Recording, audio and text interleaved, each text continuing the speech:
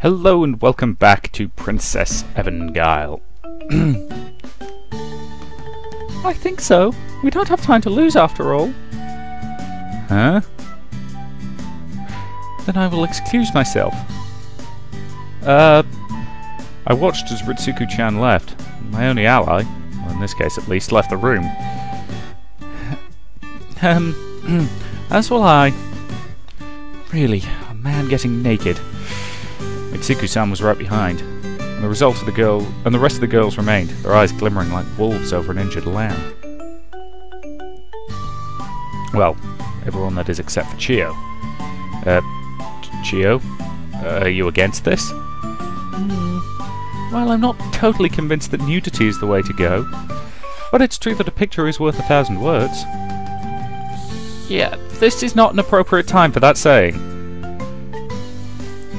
Look, it's not like we're asking you to take your pants off. That is what nudity means! I'm sorry, nudity means no clothes. If you mean less clothes, then say less clothes. Or should that... No, that should be fewer clothes, grammatically speaking, shouldn't it? I think it might depend on context anyway. I should hope not!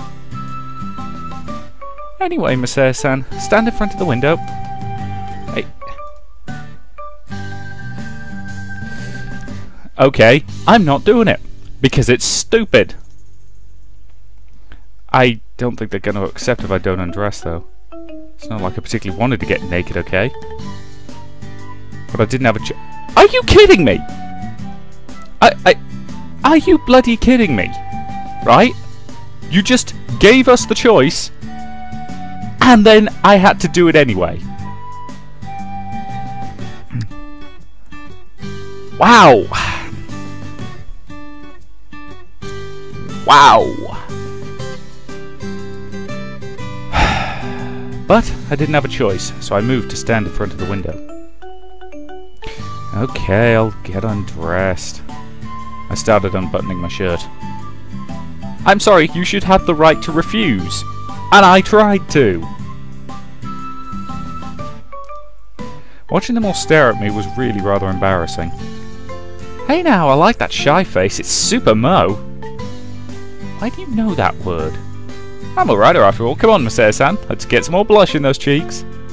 It's not something I'm doing intentionally. I stripped naked to the waist, and everyone except for Tammy-san drew in closer. Why are they advancing on me?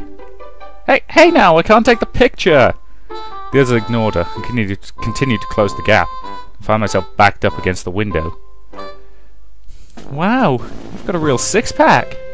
My. Oh, not even when I visited the other dojos did I see men with this kind of physique. It's pretty Herculean, I have to admit. So this is what men are like. You guys, please don't press your faces so close. I let out a sigh, but it didn't feel all bad. Once again, we're back to my previous comment of, you do realise if this was guys doing it to a girl, this would be incredibly creepy. And I'm sorry, it's a double standard that I hate. You don't get to play this for laughs.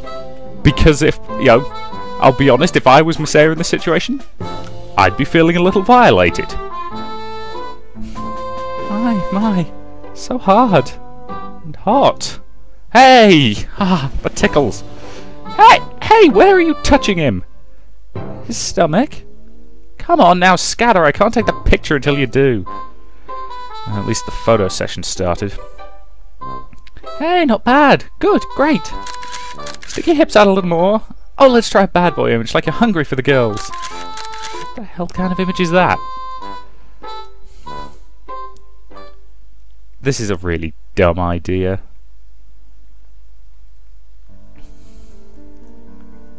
Oh god, this is the principal's office. The next morning, everyone involved with the photo shoot gathered in the headmistress's office. Oh, for heaven's sake! I am utterly aghast! What were you people thinking?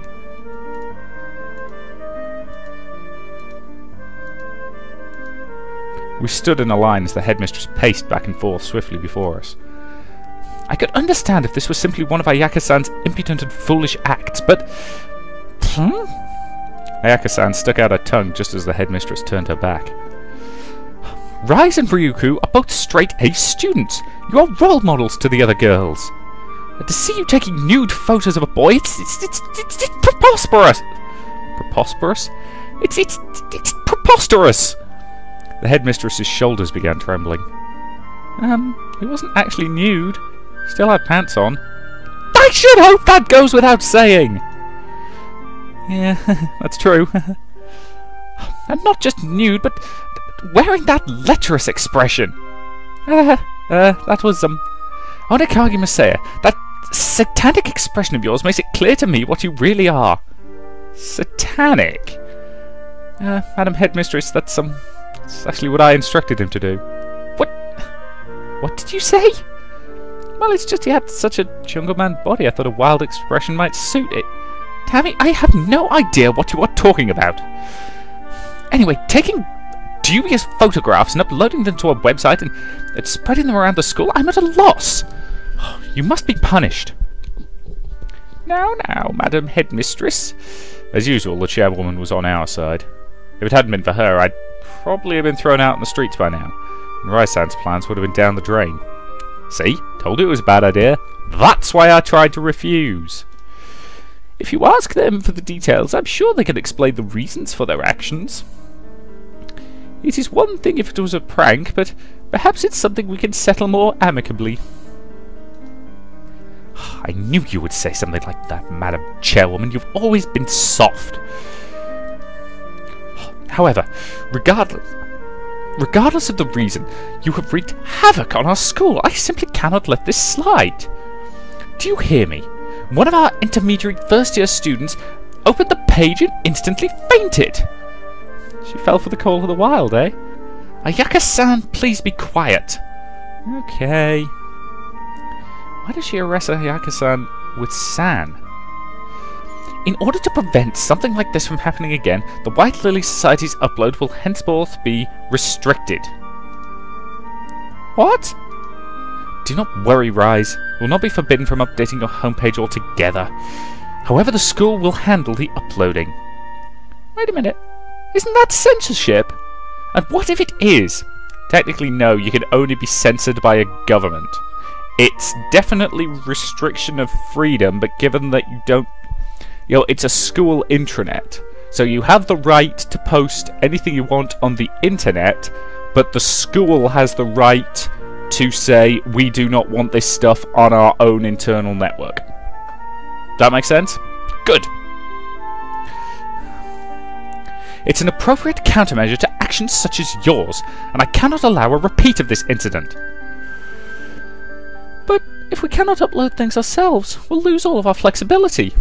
You will simply have to deal with that. I do not accept this. I see no reason to make considerations for what you do and do not accept.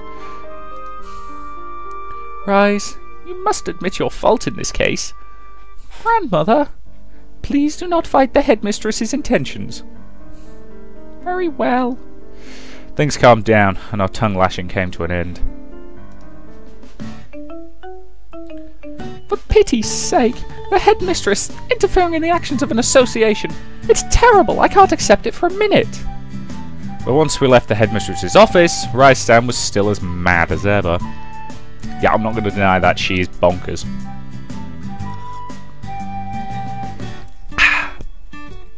Well, she's kind of a Venice's fundamentalist.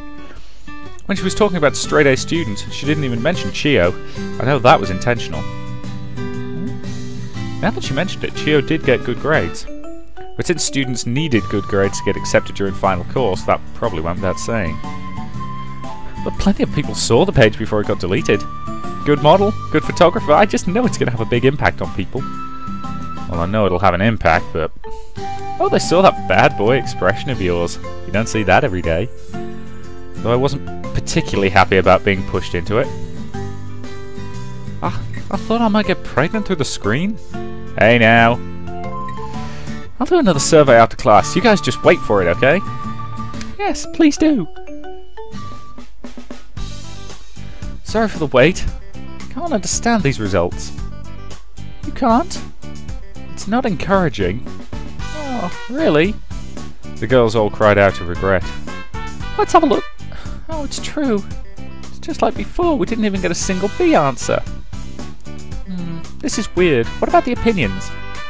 Let me see. Men are filthy creatures. Demon. Satan. Looks so hard. Scraggly. Now, comments like that. I wonder what those last two are supposed to mean. Wonder if it was a little too stimulating for the innocent fillet de Venices.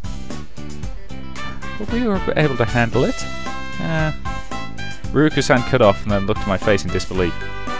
Perhaps being in your presence casts a spell on us, so that we are unaffected by your nudity. Is that possible? God, you sound like Konomi-chan. Well, it might not be magic, but that's kind of it. We are used to him after all. Yeah, I was thinking about that too. Some things are confusing when they hit you right out of the blue. Like what? Well, let's see. How nice the classrooms here smell? Smell? Well, you know, they smell like girls. Well, I guess that's something that only the opposite sex would notice. Would a girl notice too, then?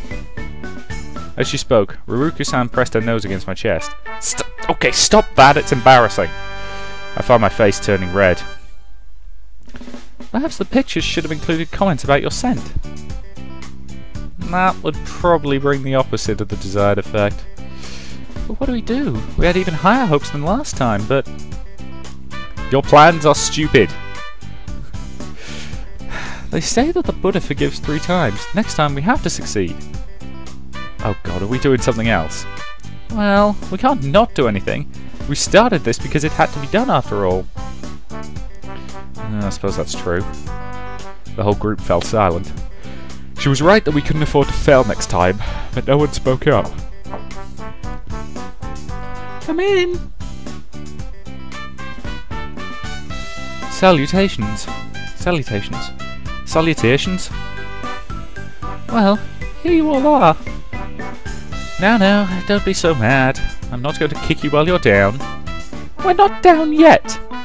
Well, I guess you don't need it then. You've been scolded by the headmistress and your plan failed. I thought you might want some comforting. Well, offending the people of good conscience is just further proof that it's art. Art? How exactly? Oh, come on. There's nude statues all over the world. I saw it. The filthy expression of his. He really is a Tyrannosaur serpent. That must be a good actor.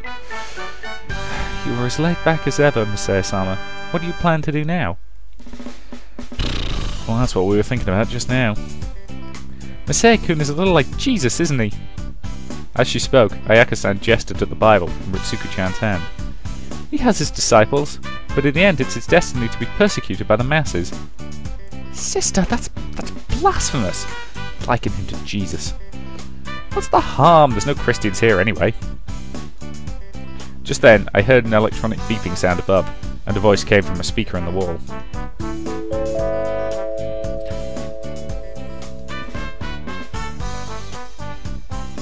Class 2C, Okanogi Masaya. Class 2C, Okanogi Masaya. Please report to the headmistress's office immediately. Huh? Oh my, what have you done now? I don't think I've done anything. You have a visitor to see you. I repeat.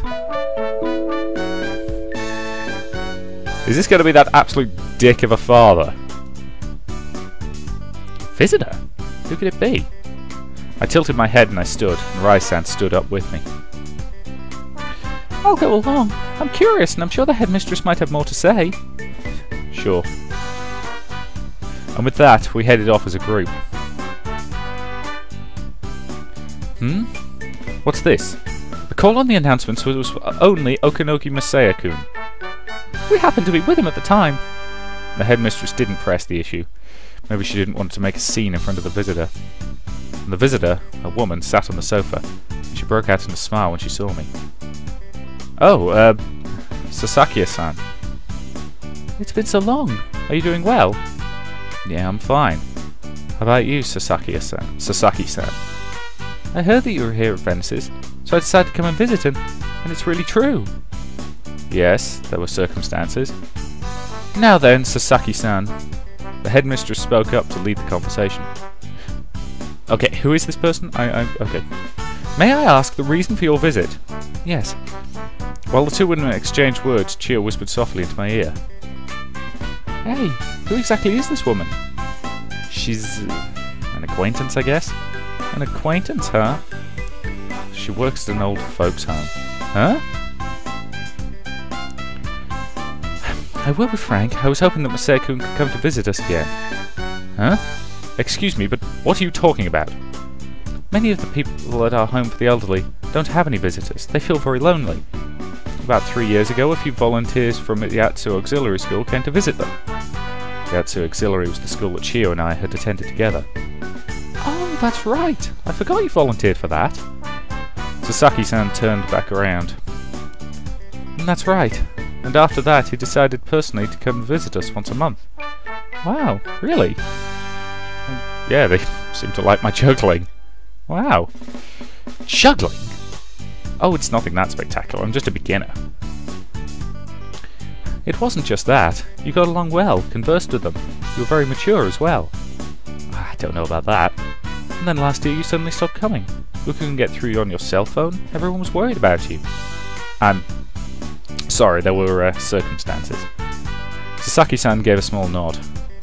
Would it be possible now? We'd really like you to come by. I'd love to, but I glanced at the headmistress. Thank you. Sasaki smiled broadly and turned to the headmistress again. I am aware that you forbid your students to leave the school. I was hoping that you would relax that rule for this. Would you? Ah, well, under circumstances such as these, I would be loath to refuse you. Thank you. Sasaki-san bowed very deeply. Could we take him now? Yes, I don't mind. Are you ready? Yes. Sasaki-san stood up from the sofa. Ah, wait a minute. Could I come with him? What? But you aren't. As a member of the press, I would be doing the public a disservice not to report on a story like this. But I cannot give you permission to leave school grounds on such short notice. He was requested. It is a different matter. But, if I may, Madam Headmistress, what is it? Your words are the words of the Pharisees. It is possible that you are allowing Masaya-kun to go because you don't view him as an official student. The words seemed to enrage the headmistress for some reason, and her face turned scarlet. For a few seconds, she glared into Ayaka-san's, her daughter's face, and then she shrugged. Oh, very well. Then, Tammy, I grant you permission to you alone. The others may not go. Got it. Hey guys, look forward to the article in tomorrow's newspaper. Of course. Then let's go. We'll go with you, just to see you off, of course. We won't step 1 foot outside the gate.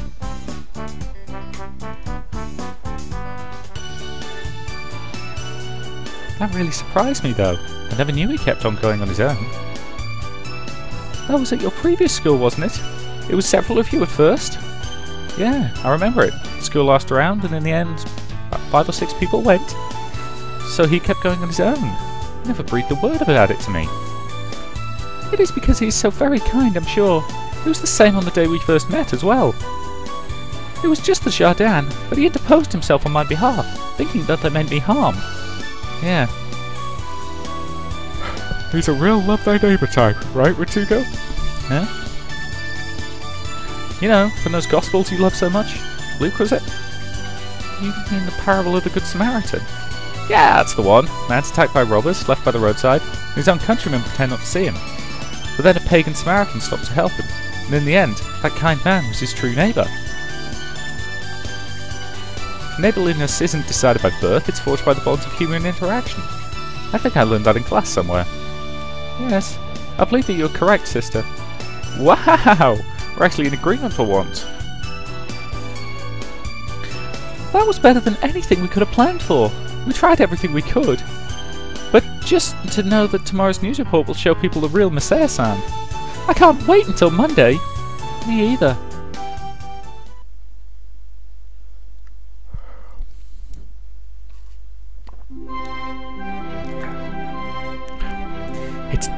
It's doubled. But now I know if this report is true, then Masaya-kun is a true Good Samaritan. It includes comments from the people who work at the home, so well, the article is unlikely to be mistaken. I cannot imagine that it could have been falsified. Perhaps Masaya-kun really is a suitable man to be called our neighbour. Hello? Ah, grandmother. Yes, it is I, Marika. What is it? Your voice is so low. Ah, regards Masaya-kun once again. Again? Have you already forgotten what I told you the last time? But he does appear to be a righteous man. Determined, Marika read the contents of the newspaper article. However, that just proves we need him driven out even more than before. What? Listen, at the moment it is of little concern as to what kind of person a little transfer student is. What? She couldn't believe what she was hearing. What kind of person was he? What kind of person he was would seem to be the greatest concern. We must prevent school reform. That is the righteous thing to do, Marika. The righteous thing to do? Was it to change or not to change? And back to my previous comments from earlier. Lack of change is stagnation, and stagnation is always, evolve or die, I believe is the, is that one of the Frankie rules of acquisition? I think it might be. Whatever, but evolve or die. It's a good way of phrasing it. If you don't grow, if you don't change, you stagnate, and stagnation is doomed. Things don't remain the same, no matter how much we may wish them to. That was the question that she'd been struggling with all year. But to hear her grandmother say it, the righteous path for Nemesis was obvious. Oh, but was it really? Listen to me. You must drive that transfer student from the school before it is too late. Use forgery, use lies, use anything you need. Do you hear me, Marika? Yes. It was her grandmother who had taught her to do the righteous thing. Her grandmother always acted righteously, and she'd never once made a mistake. So naturally her grandmother's words must be righteous in this case as well. But Marika rested her chin in her hand, and she just couldn't figure out what to do. She'd never doubted her grandmother's words before, and when she thought about it, she realised that she must be the one in the wrong. After all, her grandmother was always right. She'd guided her down the righteous path for so many years. She couldn't turn back now. She couldn't afford to have any doubts. Doubts would obscure the righteous path and cast her into the black emptiness. Wow!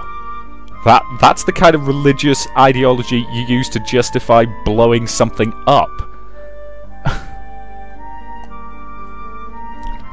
I'm sorry, I subscribe to the Harry Dresden school of knowing whether it's the right thing or not. If you utter the phrase, "I would never do this, but," you are doing the wrong thing. She couldn't bear to think of it. Mitsuki, would you come here for a minute? Salutations. Salutations. Whatever is the matter, Wanasama? You look rather unhappy. I must apologize to you, Mitsuki. Huh? I rebuked you before. I told you that you were not to attempt to trap Masaya-kun. Ah, yes? I was wrong to tell you that. Huh? You were correct, Mitsuki. It can't be. What's the matter? Well, I've been thinking I was in the wrong. You were the one acting righteously. Wanasama, what is going on? Why all of a sudden... I don't know. I don't know either, Mitsuki. I thought that I knew that I was in the right, and I thought I knew what was right and what was wrong, and I thought I knew that clearly. Wanasama. Mitsuki, we cannot turn back now. Turn back? I have realized that the righteous thing to do is to drive Masaya-kun from our school. Ah, but why? You read the newspaper, didn't you, Wanasama? They called him the Good Samaritan. Yes. Then why? Because anything that steers us towards reform is wrong. But isn't that for the students themselves to decide? Do you think that I am in the wrong, Mitsuki? No! No, I'm always on your side, Wanasama. Thank you. Well then, why don't we consider the matter together? The matter of how to drive him out. Yes.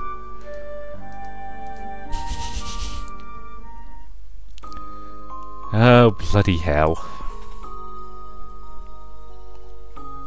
Yes, let's face it, if you have to justify it with, I would never do this, but, and then give a justification, odds are it's probably not worth doing. Incidentally, this is Chapter 9, The Age for Adventure. Yeah,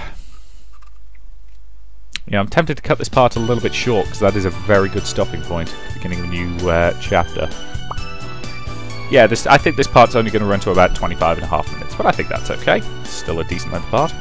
So I will say thank you very much for watching, and I will see you in the next.